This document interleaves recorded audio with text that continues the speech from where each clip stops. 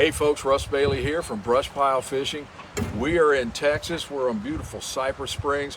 We're going to try to do a live video podcast. We tried this before and we didn't have good phone reception.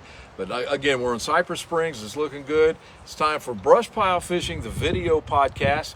Brought to you, of course, by Bob Cycle in Sydney, Ohio. Check them out on the web if you get a chance. And my guest today on the podcast, I just did 2 days of fishing with him.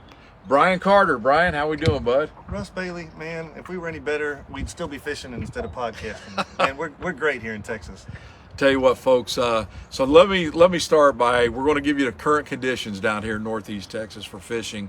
But the last 2 days, yesterday they called for winds 25, they blew 40 steady all day, minimum 40 probably.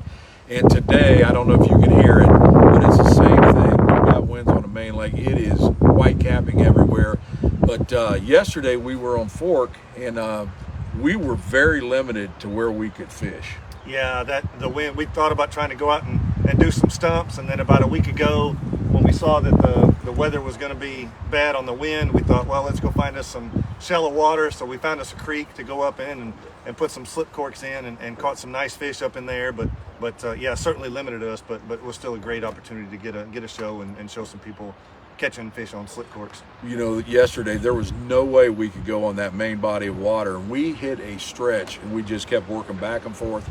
Probably, I'm guessing 75 yards. That's it. Yeah. But we could somewhat get out of the wind. The bite was not great yesterday, but we caught some really nice fish. Now today, we're here in Cypress Springs. Water temperature was what today? About 62 or so, probably when we launched. We launched about 8 o'clock or so, and then it was, last I looked there, it was up to 67 back here in the cove. So. And it's pretty similar to what Fork was. What are these fish doing right now? Man, it's spawn time in Texas. It's middle of March to middle of April. That water gets up warmer, and we've got the longer days with daylight savings. Then it's time to do what we can for a month, and we go out and chase them with corks and jigs and up in the shallows of what I call shallow, less than 3 foot of water, yeah. And 6 inches to 3 feet, and that's just what we do this time of year. And you know, we were blessed that you guys came down and could share that with us, and the timing worked out, and weather worked out somewhat, but thankfully we didn't have to be on the main lake. But yeah, it's spawn time in Texas, and so that's what we're doing. Today, folks, what we did is we were just using shorter rods, jig and cork, and man, we had a ball. Like I say, we were in about 4 foot of water most of the day. This water down here on Cypress Springs is what I'm used to fishing. It's kind of a dingy water, and that's what I like. I don't like the real clear stuff, and it warms up a little bit, you know, quicker. And we had a ball this morning. We shot the whole show in just a couple of hours. And Brian, start out. We'll show you the rigs we were using. Yeah, we had a little bit different. Yeah, this is so that's B&M's 75 series, 7.5 foot one-piece rod. It's got the gold colors from the 75th anniversary commemorative piece. Kind of show you what that is there. Just a great rod, backed by a great company. We had my rod had Stan's slip float on here. I had it pegged today, so it wasn't a true slip float, but just put a bobber stop on each end to hold it up so we can still easily adjust the difference on the depths.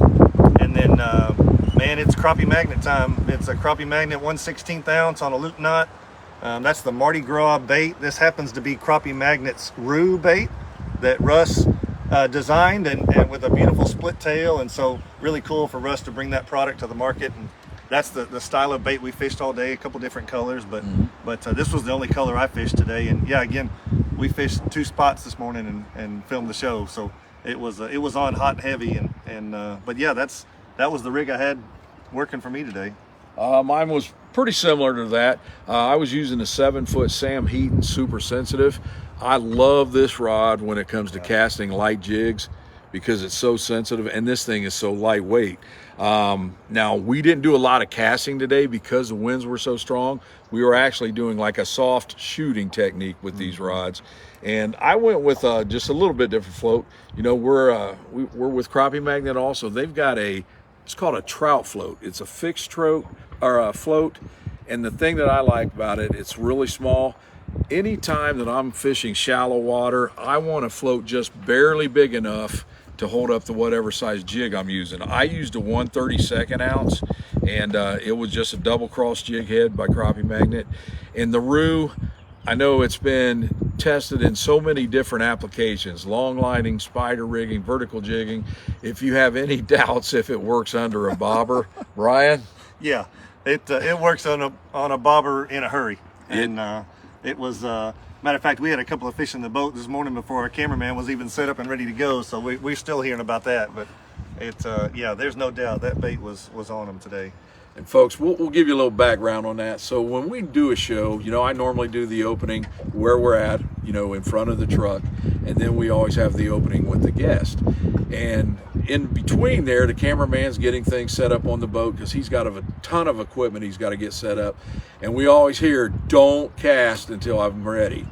Well, today we pulled into this first cove, and I'm telling you, it just looked like crappie heaven. Yes. So I just had to clear some line out. Oh yeah, that's what we call it. And yeah. It was like thump, and it's like, oh, so we caught a couple fish. And yeah, the cameraman's a little, T-Roy's upset with us, but we caught a couple fish before we even got started with the show. And it has just been an outstanding morning, even with these winds. The one thing I like about Cypress Springs is you don't have the fishing pressure of some of the bigger lakes, and we can always get out of the wind here. Yeah, I mean, obviously the beauty of being able to fish during the week certainly helps. And probably when there's gale force wind warnings, there's not too many people that are going to come out on the lake.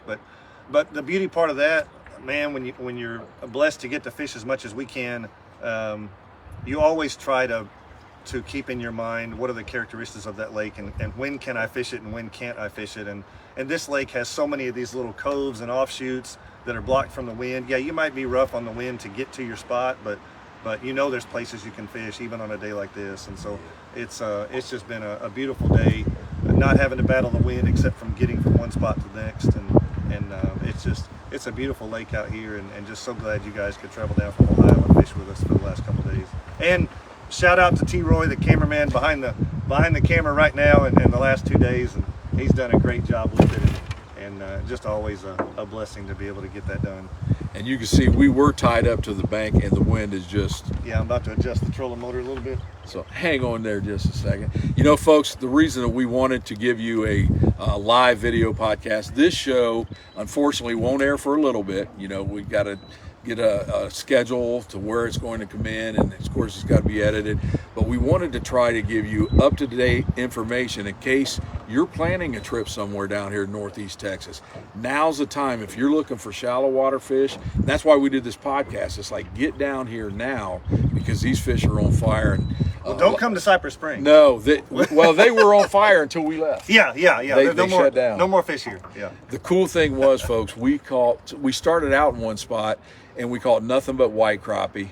And we went to another channel, same depth, same color water, same vegetation basically, and we caught nothing but black crappie. So before we close this podcast out, I want to show you a few of the fish we caught today. And like I say, we had this show done in a couple hours. Brian, show them a couple of those. Man, you know, we just happen to have a few in here. Let's see. So we started catching the white crappie. We had all males today. And then you follow that up with Mr. Tuxedo, the beautiful black crappie. Man, just amazing colors. You only see this for maybe a month or so, and there's, you know, some of that when we educate people with stuff is talking about differences in a white and a black. So on your right side is a white crappie. You got the more vertical bars in them. The black crappie on your left side's got all the spots. So just different varieties of the same species. And but I tell you what, when it comes to the males in the springtime, it's tough to beat the colors on that black crappie. But just a cool way to see the difference in the two. Just beautiful fish. But man, that's a cooler full of them today, and it's been a heck of a day, man. All right, folks, before we close her out, I'd like to remind you, if you don't have our app on your phone, make sure you download that. It is completely free. So many good features, including you'll have access to all of our shows, watch whatever you want. It's got a log inside of it that you can keep. It's got everything. Hook up with some of the guides that we fish with. Also, we have some openings left for our BrushPile Academies in the fall. Check more information on those on our website, which is just brushpilefishing.com. And folks, I hope you enjoyed today's podcast. This is going to be a great show when it airs. But again, just trying to get some updates. Wait, we got to talk about something that we haven't talked about. So the gentleman to my left, the often imitated, rarely duplicated Russ Bailey, is in August is being inducted into the Legend of the Outdoors Hall of Fame. And you were going to try to get through this podcast, and he won't talk about it, so I got to talk about it. But it's that is a huge honor for a man who travels thousands and thousands and thousands of miles to bring content to people. And just wanted to, from me and the state of Texas, you've been so gracious to come down here and fish with us, and I'm just blessed to know you and fish with you, and it's such a well-deserved honor for you. I couldn't let the podcast go without giving you a little sunshine there. I appreciate that, and like we've said, man, it's the people that we associate with that makes us what we are. And Brian, we've done several shows together, and brother, every time we have a good time, and this was no exception. Yeah, no doubt, man. It was on like Donkey Kong. All right, and I'm a gamer, so it's awesome. Folks, I hope you enjoyed it. Stay tuned. We'll be back with another video podcast right here on BrushPile Fishing.